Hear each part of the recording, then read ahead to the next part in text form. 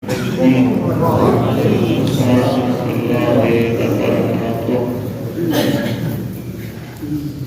بالله من الشيطان اللعين الرجيم. بسم الله الرحمن الرحيم. الحمد لله رب العالمين. الصلاة والسلام والتحية والإكرام على النبي المؤيد والرسول المسدد المصطفى الأمجد سيدنا ومولانا أبي القاسم محمد. اللهم صل على محمد وآل محمد والسلام على آله الطيبين الطاهرين المعصومين. أما بعد، برادران اسلام و صاحبان ایمان، زندگی مختصر ہے، بہت ہی مختصر ہے، اور یہ مختصر زندگی بھی اتنی بے اعتبار اور ناقابل بھروسہ ہے، کچھ پتہ نہیں کہ کس موڑ پہ ختم ہو جائے۔ ہمارے آس پاس اٹھنے والے جنازے یہ عبرت کا نشان ہے، سبق حاصل کرنے کا بہت بڑا سورس اور ذریعہ ہے، اگر ہم سوچیں اور غور کریں۔ ہم دیکھ رہے ہیں ہمارے آس پاس ادھر ادھر پڑوس میں ہارٹ اٹیکس کتنے زیادہ ہو رہے ہیں، پتہ نہیں چلتا۔ ایک بندہ کل کو ملا تھا، شام کو خبر آتی ہے تو یہ اس کے ساتھ نہیں ہوا، ہم سب اس جیسے، یہ ہمارے ساتھ بھی ہو سکتا ہے۔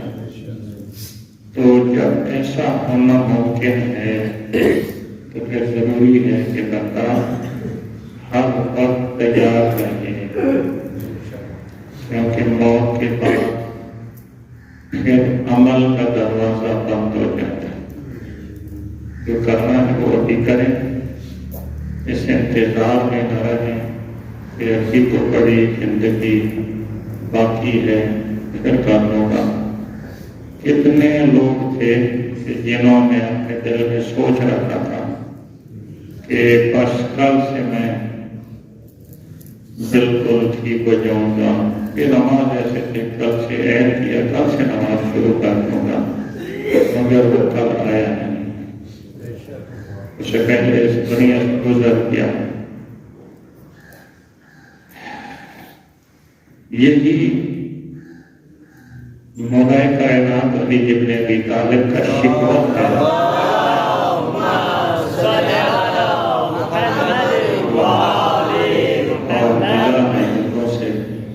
حیران ہوتا ہوں اس بندے پر کہ جو گناہوں سے جس کا دامن، جس کا آمانہ بھرا ہوا ہے، لیکن اس کے باوجود وہ اس رب کی بارگاہ میں آ کے معافی نہیں مانگتا، توبہ نہیں کرتا، واپس نہیں پلٹتا، گناہوں کی زندگی کو چھوڑتا نہیں ہے۔ وہ توبہ قبول کرنے والی ایسی ذات ہے کہ جو تھوڑے سے عمل پر بھی راضی ہو جاتا ہے۔ یقبل الیسیر ہے وہ ذات کہ جو تھوڑے سے عمل کو قبول کرنے والی ذات۔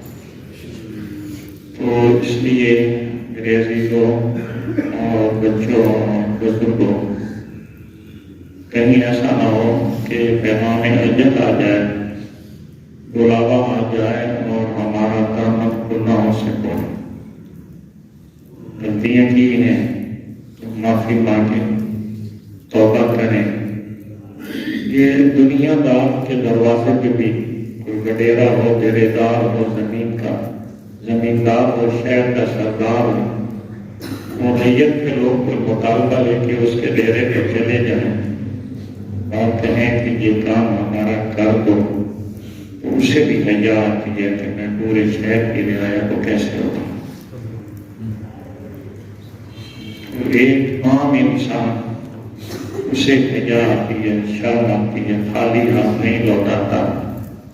اگر اس کے پاس میں اختیار میں ہو تو ان کی جولی بھرتا ہے، ان کے اس مطالبے کو پورا کرتا ہے، تو اللہ وہ کتنا کریم ہے، وہ کتنا فرمانے والا ہے، کتنا بخشش کرنے والا۔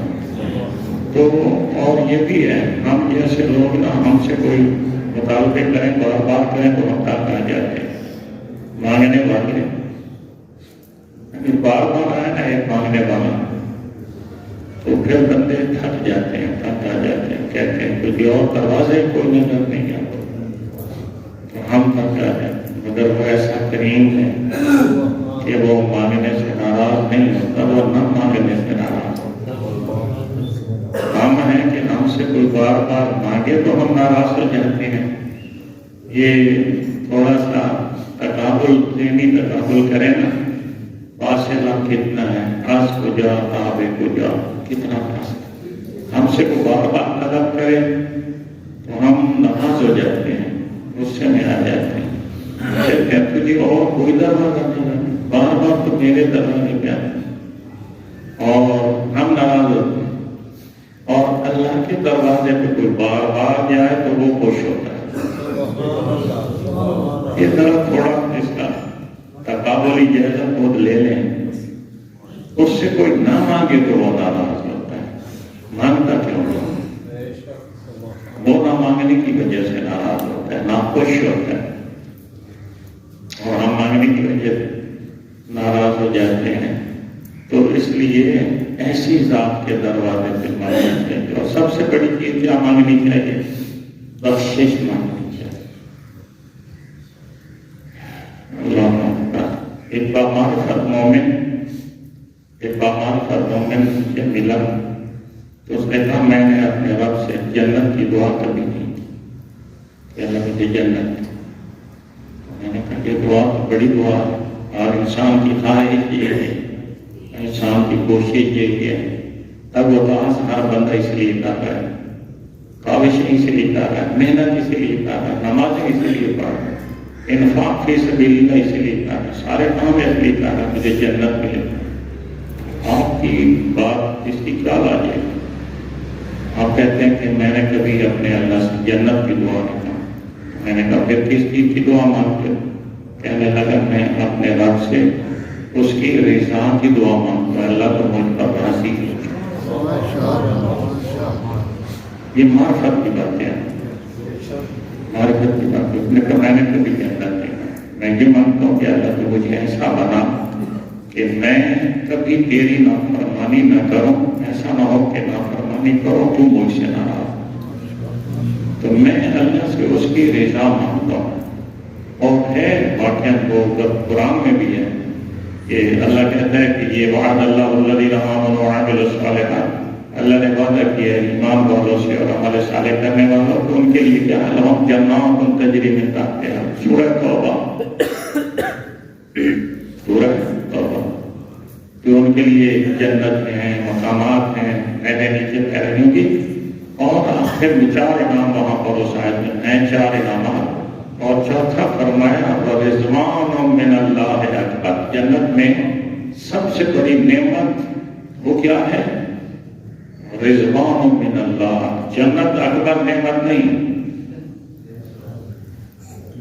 وہ محلات جنت کے وہ اکبر نعمت نہیں، وہ بڑی نعمت نہیں، اور رضوان من اللہ، کہ اللہ اس بندے سے راضی ہو گیا ہے، یہ بڑی بات ہے سب سے، کہ اللہ اس سے راضی ہوا ہے۔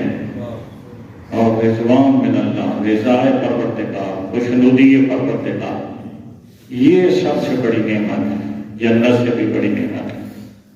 تو اس لیے عزیز میرا دوست ضرورت اس بات کی ہے کہ ہم ابھی سے آنکھیں کھولیں، ابھی سے آنکھیں کھولیں، ابھی سے شعور کی آنکھ کھولیں، ورنہ وہ کہا ہے، فرمان ہے مولا کا، فرماتے ہیں کہ آنکھیں لوگوں کی اس وقت کھلتی ہیں علی جب لوگوں کی آنکھیں بند ہو. اس وقت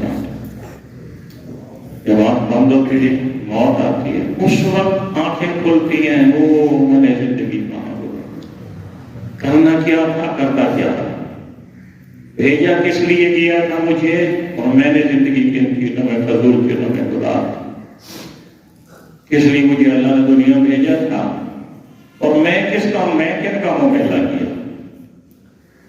اللہ کے بھیجنے کا تخلیق کا مقصد کیا تھا، اور میں نے اپنی زندگی کہاں گوا دی، ضائع کر کے آ گیا. ولی ابن ابی طالب معصوم کا جملہ بیان فرماتے ہیں لوگوں کی آنکھیں اس وقت کھلتی ہیں جب لوگوں کی آنکھیں بند ہوتی ہیں. آنکھ بند ہوتی ہے تو پھر اس وقت بندے کی آنکھ کھلتی ہے.